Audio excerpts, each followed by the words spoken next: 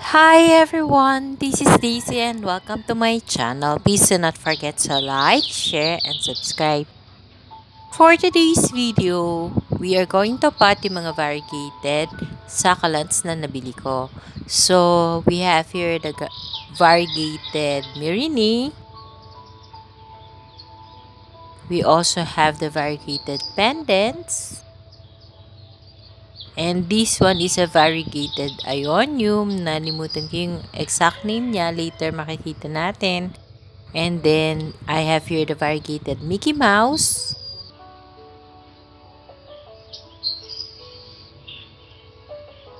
This one is also a variegated. So, nasa ilalim lang yung variegation. Mamaya makikita nyo din. And of course, you have the Graptopetalum mendozae na variegated din. And then, na-prepare ko na rin yung ating pots na gagamitin, which was a gift from Ate Tere. Ate Tere, thank you so much. It's a clay pot na maganda yung itsura niya. It's like a jar shape, and then yung tools na gagamitin natin. So, we can now start potting the variegated succulent. This is the Graptopetalum variegated mendozae. So, ang ganda ng color niya and super kinis yung mga leaves niya. So, yung ginamit ko pa rin na soil mix is used pa rin. Kaya, naglagay ako on top ng Osmocote, yung ating slow release fertilizer. So, yun lang talaga yung ginagamit kong fertilizer sa lahat ng succulent and cacti ko. Then, we just have to put the variegated mendozae on top of the pot and add soil mix gradually. And syempre, ang ating top dressing is yung natitira pa nating black sand. So, paubos na rin to. Ibig sabihin, I have to buy again. So, madami akong naubos na black sand this week kasi ang dami ko din naman talagang pinat. Yung in-unbox natin is 4 boxes of succulent. So, ang ganda-ganda talaga nitong Graptopetalum mendozae na to, na variegated. So, hopefully, mapalash ko siya, and then sana kasing dali lang din siyang ipropagate nung normal or ordinary na mendozae.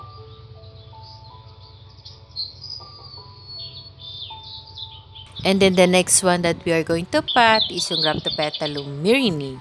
So, ang ganda rin ng variegation niya. Somewhat the same yung color sa mendozae. So, it's yellowish and white in color.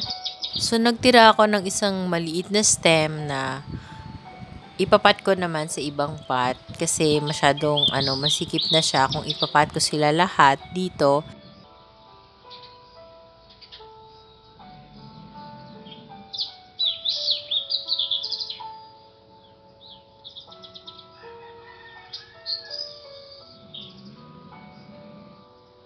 So, ayan yung ating variegated Mirini. Ang ganda, 'di ba? So, ngayon, hindi pa siya buhay. I mean, parang nakatikom pa yung mga rosettes. Pero eventually, when it produce roots and nakainom siya ng water, gaganda na siya. Parang tatayo na yung mga stems niya and as well as the leaves. So, the next one that we are going to pot is yung ating Mickey Mouse. So, yung Mickey Mouse na to, this is the first time that I'll be having this in my garden. I'm so lucky na variegated pa siya. I haven't seen the normal or the ordinary Mickey Mouse na succulent. Yun nga, lucky ako na variegated kagad yung nabili ko. So, sana kasing dali lang din sila alagaan ng ibang succulents ko para maparlash ko sila and then mapropagate natin. So, ngayon, ang goal ko muna is mapastable sila, maparoots, and then tsaka natin problemahin yung propagation kung paano natin sila ipapropagate. What is important is mapastable ko muna sila.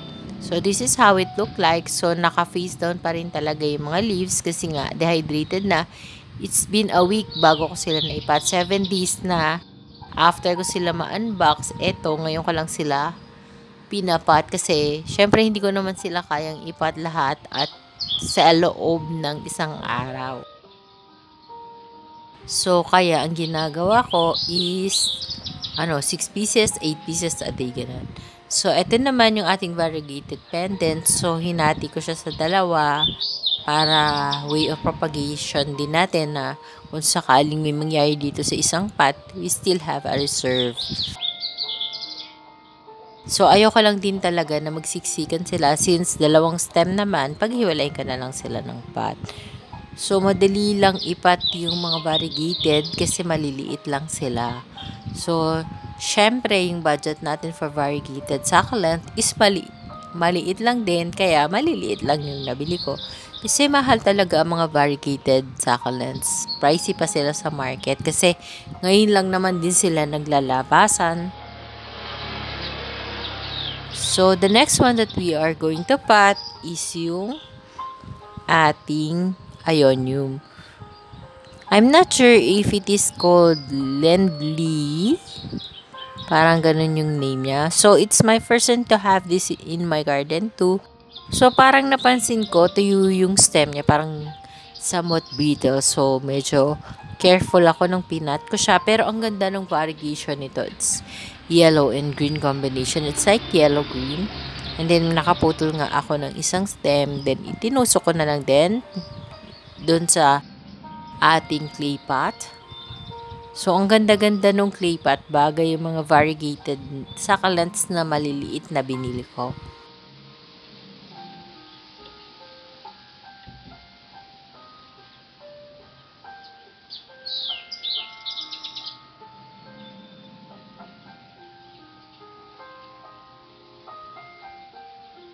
So, the next one is eto nga. Hindi ko alam yung succulent name nito. Meron ako nito dito. Nirepat ko lang siya actually last month yata. And then, hindi ko alam yung succulent ID and I haven't researched it yet kasi ang goal ko nga is matapos kong maipat yung 4 boxes of succulent na inunwrap ko last week. So, this is the second week. Hanggang ngayon, nagpapat pa rin ako kaya medyo dehydrated na talaga sila. So, I have to hurry up potting them kaya tsaka na yung research work kapag flex ko na ulit sila at nabuhay na sila and well-rooted na. So, ang ganda din ng variegation ng succulent na to. It's like white, yellowish white yung color. So, ang ganda. So, I have to pot it in one pot kahit last siya kasi isa lang yung stem niya. So, natatakot akong ikat kasi baka alam niyo na variegated are masasalan, so we have to be extra careful.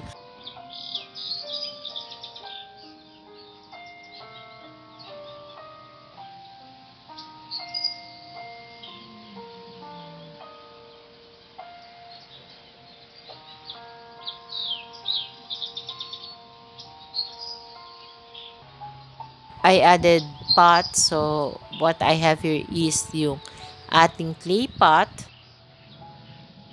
and 2 small black pot na squares. So, ayan. Diyan natin sila ipapat. So, first we have to pot the half of the Mickey Mouse. And then, ito-top dress lang din natin ng black sun. So, talaga, ang pagpe-pray ko na makabuhay ako ng mga variegated is sobra. Kasi pricey nga sila and then ang ganda-ganda talaga. So, this is the variegated pendants na hiniwalay natin kanina kasi talaga namang 2 stems.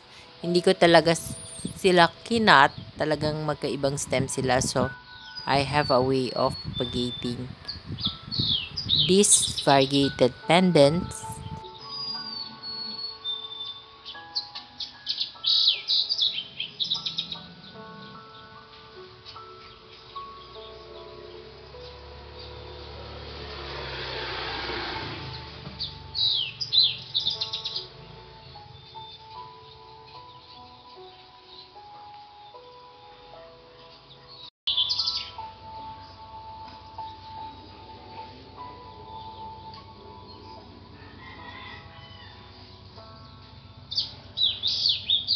So, pag variegated siya, ang ganda-ganda ng color niya, no? Parang nag-glow in the dark. So, the last one that we're going to pat is yung Graptopetalum Myrinae na variegated.